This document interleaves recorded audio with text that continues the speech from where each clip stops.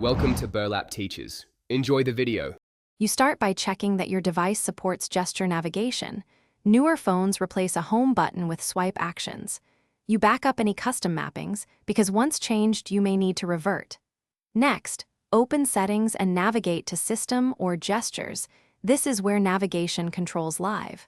Once there, tap Navigation or Navigation bar to expose available options. Make sure to read labels. These menus control how the system interprets a bottom swipe versus a physical or soft. Now you switch to the gesture option labeled Swipe Up or Gesture Navigation, and you enable it.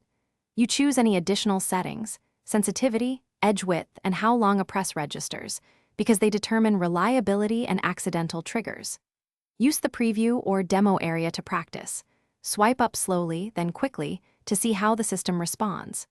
If your launcher offers gesture shortcuts, configure those here so the swipe behaves consistently across apps. Once satisfied, confirm and exit the menu. Finish by testing the home swipe across multiple apps and from the lock screen because behaviors can vary. You want consistent results.